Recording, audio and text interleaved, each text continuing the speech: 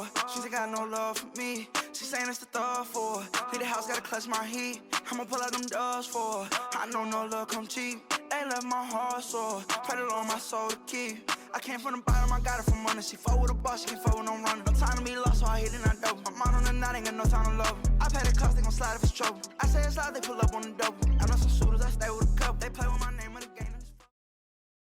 O, dieve mano. Biški balsas pakimęs.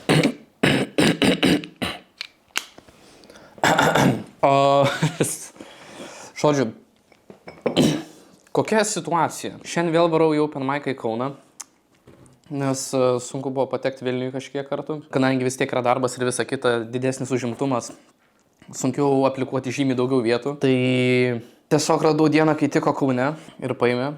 Tai turiu dabar pagrindė tiesiog irgi susirašęs kai kurios naujus, kai kurios senus bairius. Po 6:10 mane turi pasimašina ir nuvažiuoti Kauną. Tai sakykime, kad aš turiu laiko iki 5 valandos sudėlioti būtent kaip aš viską pasakosiu, kokį eiliškumu. O dabar yra beveik 3. O turim nedaug laiko. Dar kol pavalgysiu, parepetuosiu. Ir reikės įdėti. Ir aišku, dar visą šitą patiekalą suvalgyti, čia taip gražiai visai pasidariau. Daržovių nėra, nes daržovių nėra. Gerai, avokadas, bet kaip pirkau, pasirinkau patį kečiausią. Tai tipo, jis dabar tiesiog kaip akmuo egzistuoja. Tai pavalgau ir varu repetuoti. Va tak. O dieve mano balsas.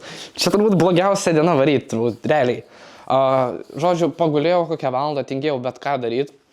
Apsirengiau, reikės truputį gal pašlifuoti šiek tiek, nesusiglamžę. Ir dabar liko dar apie valandą virš. Tai nueisiu, pažiūrėsiu, ką aš iš krūvos esu prisirašęs. Susidėsiu vieną blyną ir tada pasikartosiu pašnekėti. Ir jo, čia ir turėtų būti kaip ir viskas normaliai. Gana keista, nes čia pirmas kartas, kai Igno nebus, jisai nenorėjo varyti, tai dabar varau vienas, nes kadangi, žodžiu, gana įdomiai, nes, jisai buvo visus kartus, realiai nuo pirmo, ir dabar jo nėra.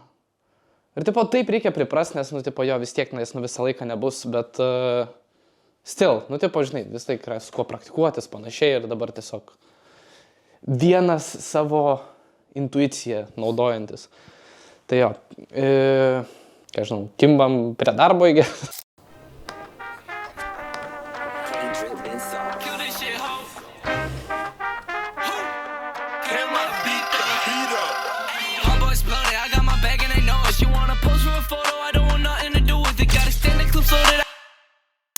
Čia buvo mano 8 Open Mic'as, kur buvo gana nemaža pertrauka ir aš jaudinausi būtent vėl atsistot ant scenos, vėl nauji bairiai ir ten nežinau, ką tikėtis, aš buvau išgėręs šiek tiek salaus, būtent atsipalaiduot, kas padėjo, bet tuo pačiu aš ir šiek tiek daugiau jaudinausi. Labas vakaras! Paplokit šiek tiek savo.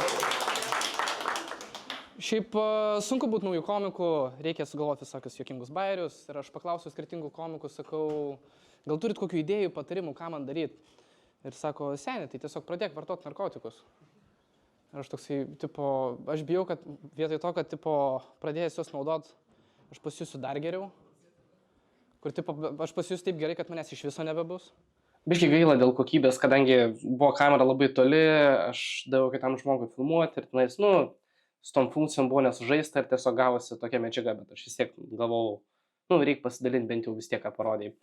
Ir čia būtent aš irgi, pačioje pradžioje aš nelabai žinau ten kaip ką pasakyti, kadangi aš buvau labai pasimetęs, atsistoti reikėjo, nes aš prieš tai stresuoju, ten kažkiek atsipalaidavęs, bet stresuoju, užšoku ant scenos, ir po to pradedi šnekėti ir po šiek tiek įsivažiuoji. Ir tas bairis, toks, nelabai ką išėjo, ir aš nelabai numačiau jį naudoti ir po to. Myliu savo tėvus, užsuku pas tėvą ir tėvas man vis laik sako, Lukai, aš jau 5 dienas negeriu. Ir aš toks, tėvai, tu man tai sakai kiekvieną savaitę. Brolis šalia stovi, sako, tai tėvai, tu ir darbo dienom geri. tipo, degtinę geria. Tai jis vietoj to, kad metys dar alkoholikas tapo. Nu, mano nuomonė, kaip bairis buvo visai kaip ir neblogas, bet reikėjo kažką pridėti, reikėjo kažką papildyti daugiau, ko aš neišvyščiau. Kai buvau mažas, aš neturėdavau ką veikti ir nebūdavo telefono, reikėdavo surasti, kaip prastumti laiką. Ir aš knisausi po skirtingus daiktus, žiūrėdavau, ką aš galiu nuveikti ir radau masažuoklį. Ir aš ten pradedu masažuoti, ten sąnarius taip pat palaiduoja, visai fainai. Dabar, kaip prisimenu, ten nebuvo masažuoklis. Ten buvo kažkas kitko. Ir kai mama pamatė, nebuvo patenkinta, kad iškroviau. Ok, tipo, visai kaip ir neblogai, tenais, yra pora tų juokų. Ir, tas judėjimas daugiau į tuos kinky visus džiaukus, žmonės juokina labiau, tai tas yra truputį geriau orientuotis, ką aš pastebėjau. Ir tuo metu aš dar vis tiek buvau šiek tiek daugiau atsipalaidavęs, po kažkiek tų jau porą pasisakėjus bairių. Ir tas irgi šiek tiek padėjo, kad, jeigu ir kažkur prieš tai nesijuokė, tu paskui toliau ir tu per daug nesiparini dėl visko, kas prieš tai buvo. Bet, kol kas kaip ir visai neblogai, sakyčiau, palyginus su praeitais visais kartais. Užsirašęs į masažą ir žiūrėjau, kokia yra pati pigiausia versija per Treatwellą. Radau už 20 eurų atlieka Kristina. Super, gerai. Ateinu tenais, ten ne Kristina, ten Alvydas. Su tokiais storais pirštais. Ir aš ateinu, galvoju, gerai, tarkim, tenais ateinu, atsigulu. Tai plemba, kaip jis gerai masažuoja, taip maloniai. Tokie dešriniai pirštai, kur, pagalvojau, tokius 10 dešrų masažuoja, galvoju, dar vieną išlys. Ir, jis pamasažuoja labai fainai, labai patiko. Ir po to bičas duoda savo vizitinę. Vizitinį parašyta Kristina. Ar ta Kristina iš vis egzistavo, ar tenais tiesiog viengungius pritraukti po idėją. Ir aš naudojau Tinderį, ten susirasti po antrą pusę, visai galvojau neblogą programėlę. Ir mane nervina į kairę, į dešinę, svaipinti tenais, per daug laiko užima, aš geriau tiesiog svaipinsiu viską į dešinę. Ir po to su kuo sumečinsiu, atsirinksiu. Ir sumečinau su 2 žmonėm. Mindaugu ir Kristina. Dėl Mindaugo tapatybės aš net nebejoju. Kristina, nežinau, tai aš pasirinkau Mindaugą. Čia užsidėsim ausinės, bus gal patogiau netgi. Nes aš klausau ir tada iškart komentuoju. Ir tai buvo mano 8 open mic'as. Visai geresnė pusė, aš pastebėjau tik tais, kad vartoju tos tipo, būna tas tokie garsai. Bet čia buvo šiek tiek dėl to, kad aš gal per mažai praktikos įdėjau ir dėl viso to streso 3 savaičių. Kas šiaip pastebėjau, kad netgi savaitės ar daugiau skirtumas gali reikšti gana nemažai. Ir po to aš grįžau namo iš Kauno į Vilnių ir ta visa kelionė buvo tokia varginanti. Ir ten aš jau buvau gana toks pavargęs. Žodžiu, varau namo, parvežė iki Vilniaus, dabar laukiu autobuso. Buvo gana smagu, biški pavargęs, tai nežinau, pasižiūrėsiu grįžęs namo dar kaip mini analizę. Ir pasirodo, jeigu viskas išlieka, aš rytoj patekau irgi open mic'ą. Tai visai smagu bus patestuoti, ką padariau šiandien ir išbandyti rytoj. Bet šiaip žiauriai pavargęs, biški noriu irgi pasnausti. Nežinau, ar pasnausiu, bus matyti. Tai tiek. Iki kitos dienos. I guess. Labas. Biški balsas miršta po vakar dienos. Turiu dar vieną open mic'ą. Nenorėjau prarasti galimybės, tai kiek įmanoma tvarkau balsą. Gaila, kad vakarykštis open mic'as buvo šiek tiek blogai nufilmuotas. Bet yra kaip yra. Vis tiek paėjo. Tai pirmą bairį išėmu, kažką paimprovizuosiu pradžioj. Numatau papasakot visą kitą taip, kaip buvo. Ir dabar turiu suspėti į autobusą. Tai pradžioj dar šiaip jaučiausi žiauriai siaubingai. Aš galvojau, ar aš pasirodysiu. Tai bloga, balsas. Bet, dariau viskas, kas įmanoma, kad, suspėt susitvarkyti. Dabar tik tais, turbūt nereikės gal gerti, daugiau tiesiog arbatų kapot. Tai šitiek iš tos pusės. Bet šiaip excited, bus smagu, bus fun. Važiuojam. Žodžiu, atvariau, turiu nedaug laiko. Reikia tuoj pastatyti kamerą. Tai bus smagu, žodžiu. Laukia mano eilė. Už kažkiek laiko. Labas vakaras! O, dieve. Paplokit visi, savo bent jau irgi. Šiaip myliu savo tėvus, buvau pas tėvą užsukęs ir mano tėvas man sako, Lukai, aš jau 5 dienas negeriu. Aš sakau, tėvai, tu man tą patį praeitą savaitę sakei. Tipo, brolis stovi šalia, sako, tai kad tu ir darbo dienom geri. Degtinė. Tai vietoj to, kad jisai man dar sakytų, kad jis metais alkoholikas tapo. Gerai, kad bent jau... Per savo 9 kartą jaučiau žymiai daugiau atsipalaidavęs, plus tenais netiek daug žmonių, nu, tai man malonesnė vieta. Ir kadangi aš jau prieš tai buvau papasakos, aš jaučiau, kur žmonės juokiasi, aš buvau daugiau pasiruošęs. Ir va dabar tenais, tipo, kaip ir, nu, pradžioje galvojau, kad buvo tyla, tipo, okei. Ir po to iš nieko žmonės juokiasi. Tai aš tiesiog pamačiau, kad reikia daryti pauzes, tiesiog regardless, kas vyksta. Ir kartais žmonės tiesiog juokiasi daugiau iš tos tylos, negu apie tai, kad tu pasakėjai. Ir tai sudaro tokią juokingesnę aplinką. Kai buvau mažesnis, aš nelabai turėdavau ką veikti. Ir nebuvo telefono pas mane, ir aš turėjau prasimanyti, ką veikti. Ir aš knisausi po daiktus aplinkui, žiūrėti, kas gero yra. Ir radau po motinos matrasų masažuoklį. Ir aš ten masažuoju, taip atsipalaiduoju, gera, taip visai nieko. Ten nebuvo masažuoklis, ten buvo kažkas kitka. Motina atėjo nepatenkinta, pamatė, kad iškroviau. Reikėjo antrą pirkti. Šį kartą nuo praeito karto aš pakeičiau, kad žmonės iš anksto suprastų kontekstą, kas padarė, kad tipo juokingiau anksčiau ir tipo, jeigu aš ten pasakoju, kad aš masažuoju visą kitą, žmonės jau pagauna, apie ką šnekama. Vietoj to, kad tipo pačioje pabaigoje kaip punchline'as, kas man atrodė kaip geresnė versija. Tai nesenai buvau užsirašęs masažą darytis. Per Twitter'ą pasirinkau pačią pigiausią versiją už 20 €. Žiūriu, daro Kristina, super. Ateinu tenais, masažų centre, ten ne Kristina, o Mindaugas. Nu gerai. Ir mane ateina masažuoja savo storais dešriniais pirštais. Ir tam tipo mane 10 dešų masažuoja. Bijau, kad dar viena išlys. Kaip ir okei, su 11 dešų. Ir jis ateina po to, tenais, tipo, sako, viskas, ateinu, tipo, tai pasiplaidavęs, super, labai fainai. Ir jis man paduoda savo vizitinę, o vizitinėje parašyta Kristina.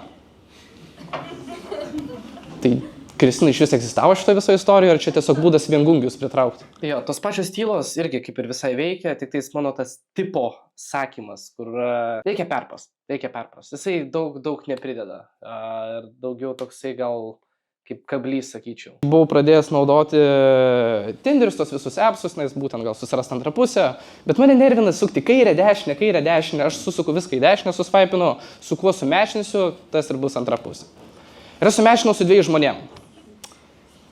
Andrium ir Kristina.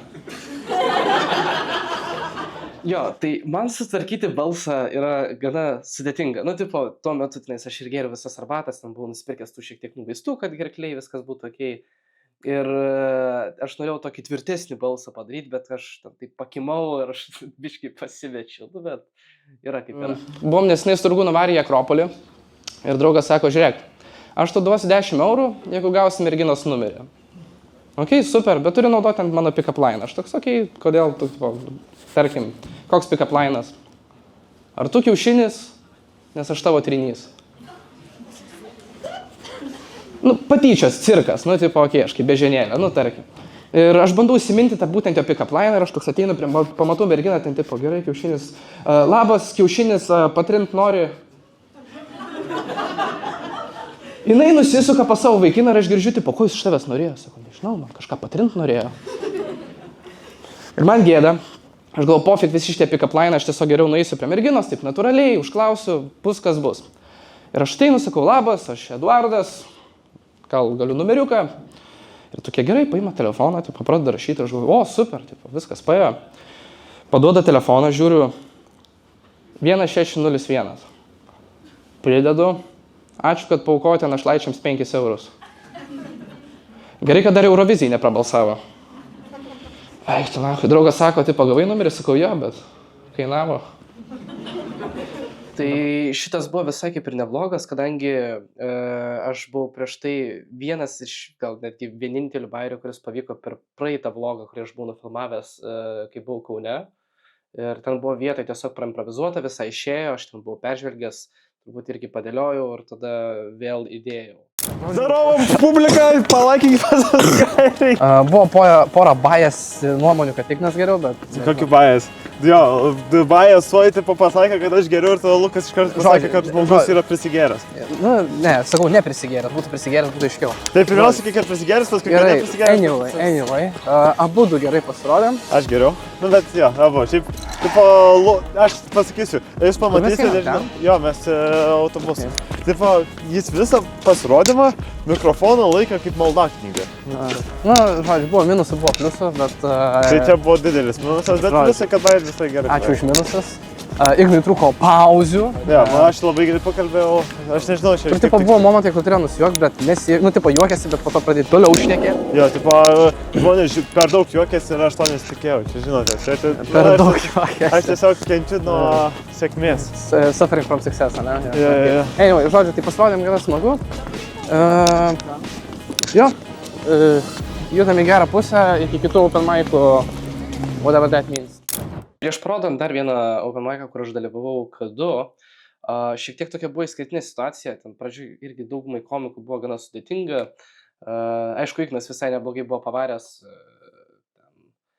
tam tikroj sudėtingesnėj situacijoje ir po to per antrą dalį buvo pasibaigęs, kaip ir pavadinkim, tas kažkoks kitas šou ir visi iš to šou žmonės subėgo paklausyti open mic'o.